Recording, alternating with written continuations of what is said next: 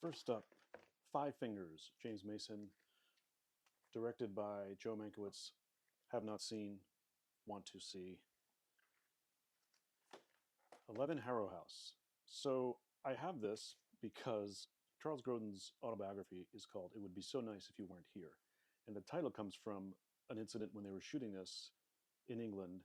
They were just waiting for a shot to be set up, and an old woman who I guess was local to the grounds of this area walked up to them, and they said hello to her. And she knew that they were shooting the movie, and it was getting sort of in the way of things. And she said to them, "It would be so nice if you weren't here."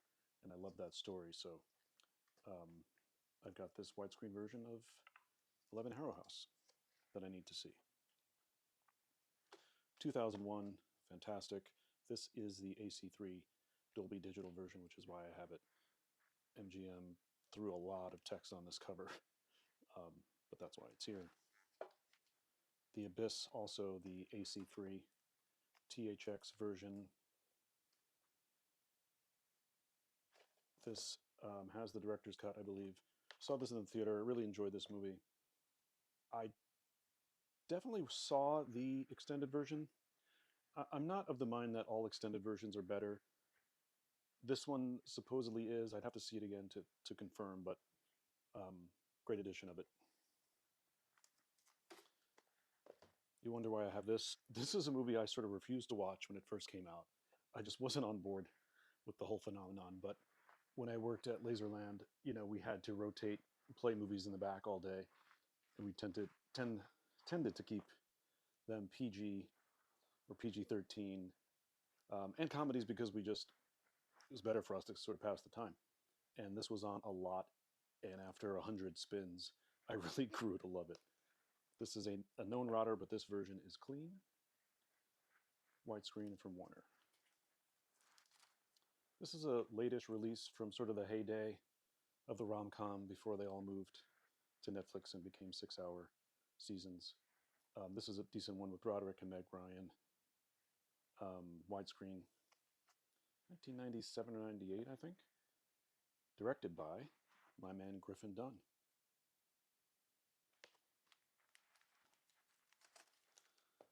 I've lately become sort of obsessed with these late release MGM remasters. They have this black band at the bottom, Deluxe Letterbox Edition. They tend to be 1997 or later. The prints on these usually look really good. This is a movie I've not seen, Peter Sellers' After the Fox. Admittedly, I'm not a huge Peter Sellers guy. Of course, I've seen Pink Panthers, I've seen Being There, but I'm not a fanatic like I know a lot of people are, so curious about this one. Another movie I haven't seen but want to, Agatha, about Agatha Christie. Widescreen. Don't see this around too often. Looking forward to that. Alfie, I saw recently for the first time.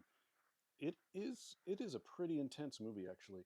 You just sort of with the song and the young Michael Caine. I just always thought it was kind of a light rom com. It is not. There are some really heavy themes in here. Alfie is not really the best guy, but this is the later release Paramount widescreen edition. Alien, one of the best horror movies. You want to call it sci-fi, you can. It is a haunted house film in space. This is the THX edition. I had the box sets, but I got rid of those. They took up a lot of room, and frankly, they didn't look that great. These look a lot better.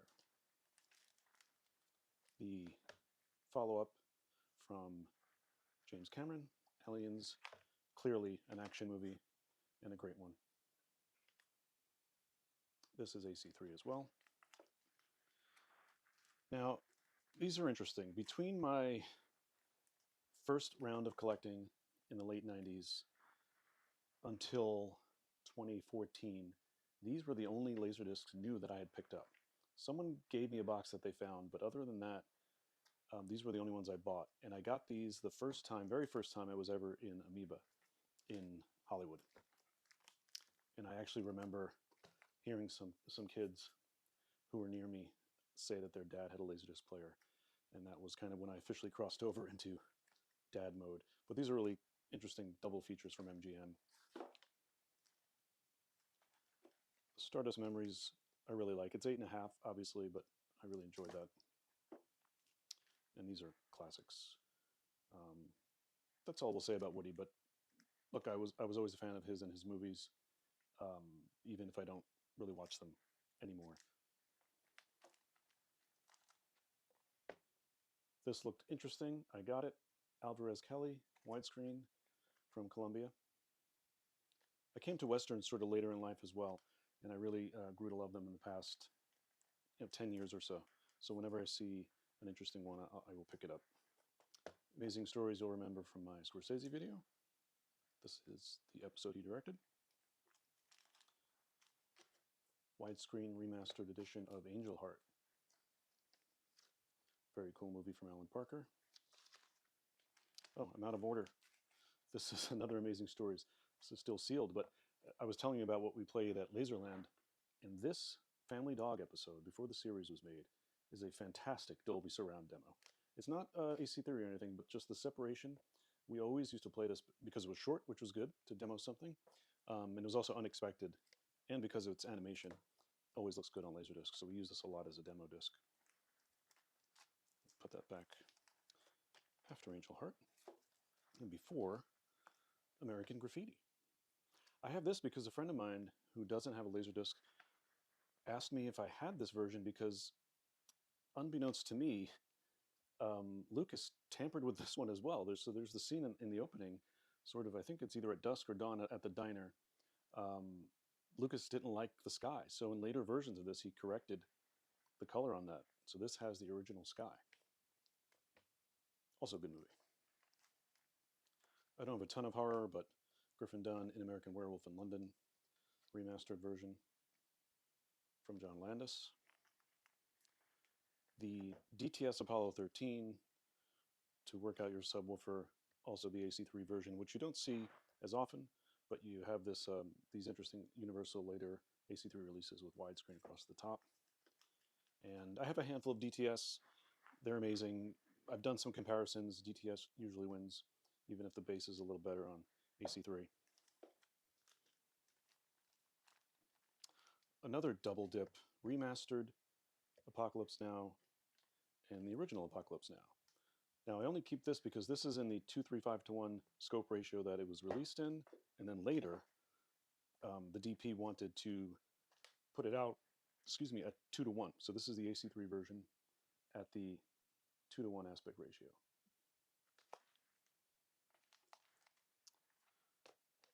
A sealed MGM late release I'm curious about, a Billy Wilder movie called Avanti with Jack Lemmon, who was in a lot of Wilder's films. Terrence Malick. Now, later we'll come to my favorite Malick, but this was his first film, a doozy from 1970. I don't remember what year this came out, but this is widescreen 185. This is 1973. Great movie, and really the template for so many of the couple on the run movies that came later, from Sugarland Express all the way to Natural Born Killers, California, you name it. This is kind of interesting one. I have this because at the time I worked at Polygram, the record side of Polygram, but I sort of sat near the video and film folks, so I always sort of knew what they were up to. This was a Polygram release. I believe we had an employee screening for it. It's not widescreen. I tend not to keep many pan and scan versions, but there isn't a widescreen one, and it was a decent movie. My favorite Coen Brothers movie.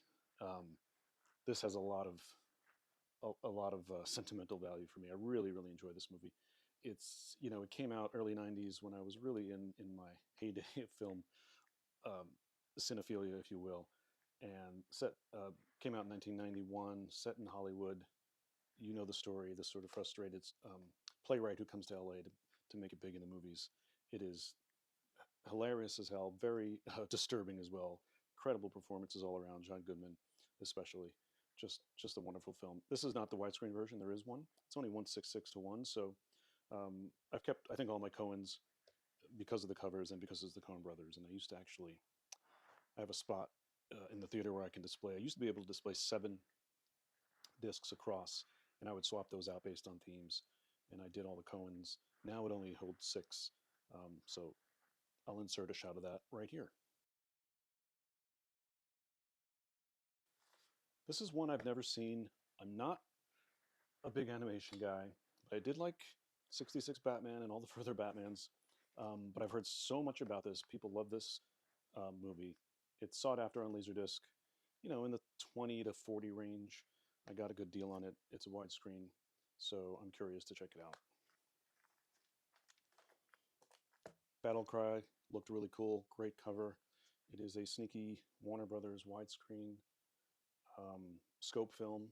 So because I have the scope screen, I definitely tend to gravitate towards anything that's scope. Really loved this adaptation from Jonathan Demme. Loved the book. Just so powerful and scary, really. Truly a ghost story. Beloved. This is late-ish AC3, probably 98, I think, from Touchstone. I have a bunch of these sort of Samuel Goldwyn Pioneer special editions. This is a movie I've not seen. The Best Years of Our Lives. It won a Best Picture. Remastered version, still sealed. Excited for that. This is part of the Savage Steve Holland trilogy that I am glad to own. Such an underrated director who had such an odd career. He made these three just incredible movies and then sort of drifted off, ended up in TV. But gosh, these are great. John Cusack, really, really good. I did show it to my teenage son recently, and it didn't quite hold up as well or translate as well, I think. For his generation, the timing and the jokes in these 80s or 90s movies are generally a lot slower than we've become accustomed to. But so much great stuff in here. Endlessly quotable. For Martin Brest, Beverly Hills Cop, the original. Now, I was in LA recently with the family. We took everyone around Beverly Hills. When we got back to our Airbnb, I told my son we've got to watch Beverly Hills Cop, and he thoroughly enjoyed it. It holds up so well. Martin Brest, who made one of my favorite movies of all time, Midnight Run, doesn't really get better as far as action comedy goes than Cop. Just got this recently. Ida Lupino, Beware My Lovely. Looks like a great noir from Republic. Excited for that. I love these noirs too because they're usually really short, so you can squeeze it in if you can, like in the morning or something. It's only 77 minutes. These noirs told their stories so efficiently, and it just goes to show you it doesn't need to be too long. Tom Hanks, Big, widescreen edition. This is very beat up, but it is a really good transfer. One of the, top 50 I'd say I've seen as far as transfers. Really good from Fox. Okay, The Big Blue. God, I love this movie. 1989. Luc Besson. Saw this on cable and just fell in love with it instantly.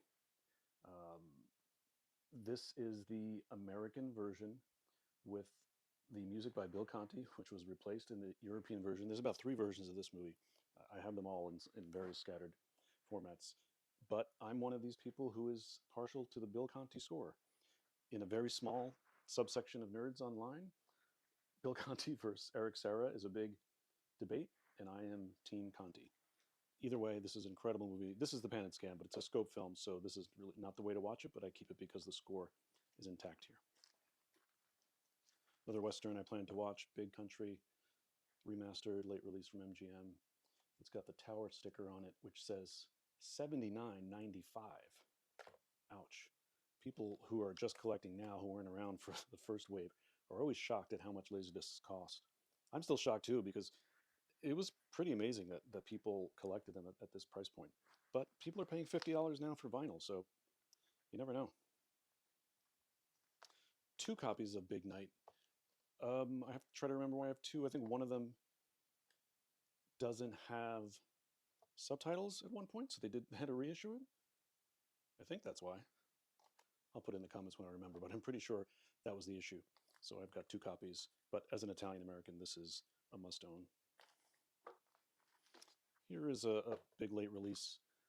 I've got some late releases. Truthfully, usually when I get them, I sell them because they're high value, and really, there's only a few that are really good, and this is one of them.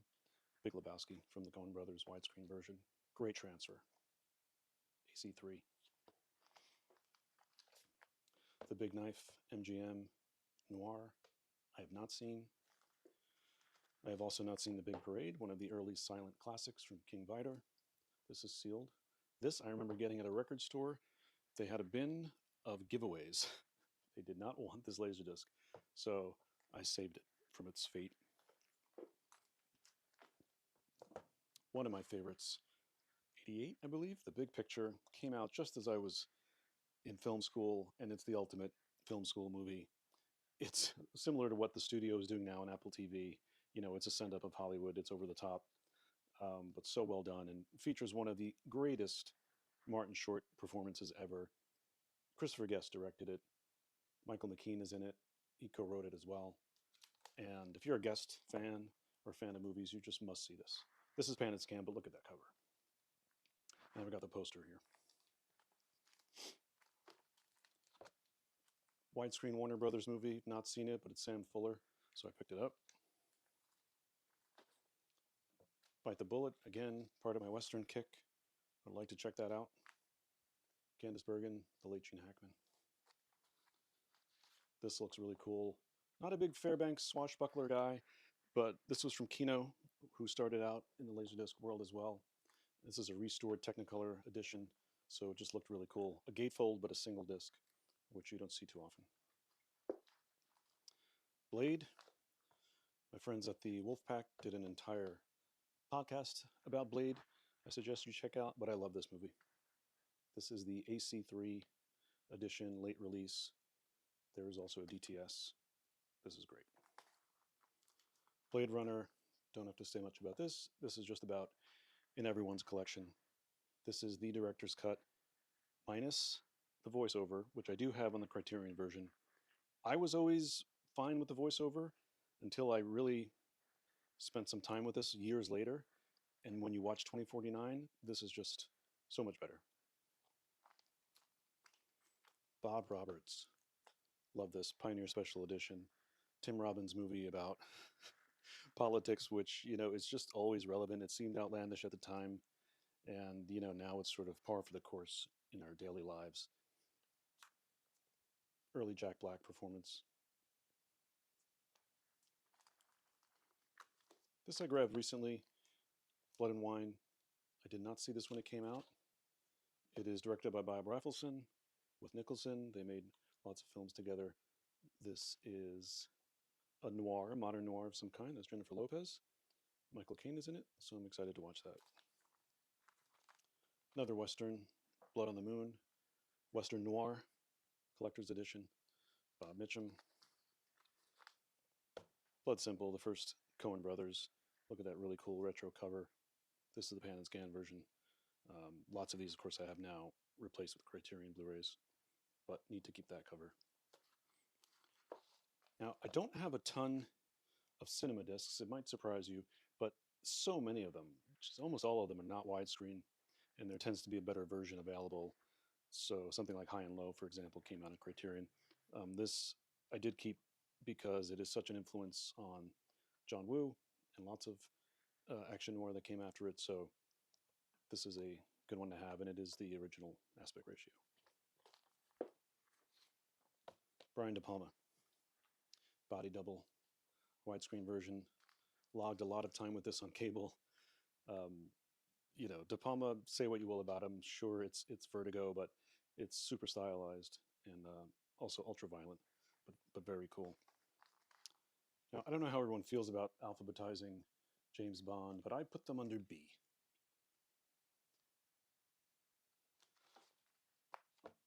Now, I'm a huge Bond fan, as most men of a certain age are, um, but I don't have every one on Laserdisc because there's so many different versions, you'd go crazy. But I did make a point of getting all of these THX remasters that came out late. This is Dr. No. These transfers are really good. From Russia with Love. These are all THX. They're not AC3, but they're THX transfers with these great covers. Goldfinger. Thunderball is AC3. Spy is AC3. I'm from the Roger Moore era. I know he got cursed with some bad wardrobe and some cheesy movies, but he had all the best theme songs and some of the really greatest films. Spy, For Your Eyes Only is probably my favorite overall Bond. So I'm glad there's some Roger Moores in here. Moonraker, first Bond I ever saw in the theater. Here's your AC3, Tomorrow Never Dies. Here is your DTS, Tomorrow Never Dies, which my man Spencer, that damn fool, idealistic crusader, it's always a tongue twister, claims this is one of the, if not best, Laserdiscs ever, period. So these are, I spin these a lot when calibrating new players or new screens, especially with this one as well, GoldenEye DTS version. The generation behind me, this is their Bond, I get it. Between the video game and this, it's beloved. And it's pretty good too. But the later Brosnan's not as good. Early Wes Anderson, Bottle Rocket. So great. I love this in Rushmore and Royal Tenenbaums, sort of just before Anderson became what he is now, which can drift towards self-parody. But this is a great, gritty indie comedy.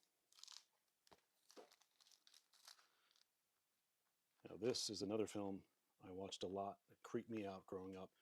This is the rare AC3 widescreen version of Brainstorm.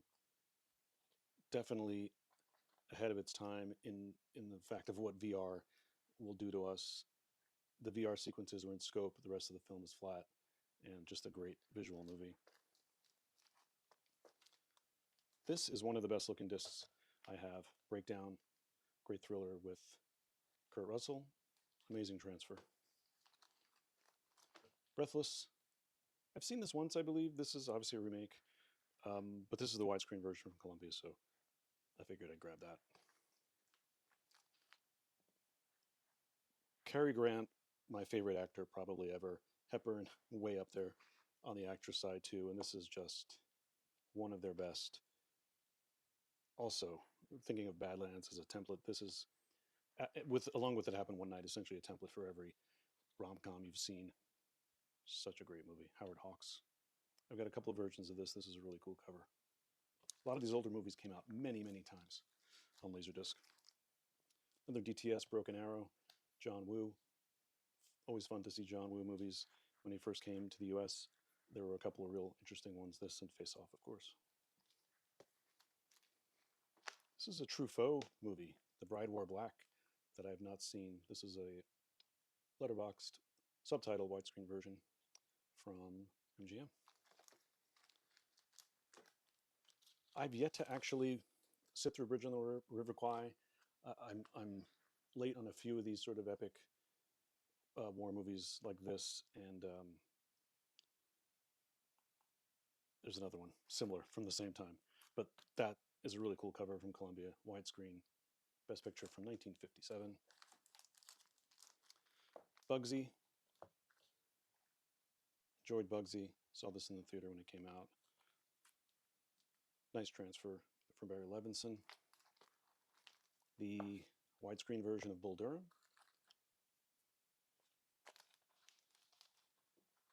Some more Warren Beatty. The underrated Bulworth. Again, back when this stuff seemed outlandish in the world of politics. Beatty wrote and directed this. This is a disc I felt I should have. The Busby Berkeley MGM disc, which just has a ton of numbers from all the musicals. I love this music from this era, so that's why I have this. The last remaster of Cabaret with that different cover. Usually you see the other cover, and I saw this movie late in life as well, and really blew me away. Bob Fosse. This is a film I vividly remember from film school, The Cabinet of Dr. Caligari, hugely influential. This is the sealed landmark Republic version. 68 minutes from 1919, one of the oldest movies I have. And the original Cape Fear, which is sealed, but I need to have it. Love this version, love the Scorsese version, and there's about to be another TV series version coming as well. So it's a story that keeps getting told, but it's a fun one. That is drawer number 1. We'll be back soon with the rest. Like and subscribe and all that stuff people say.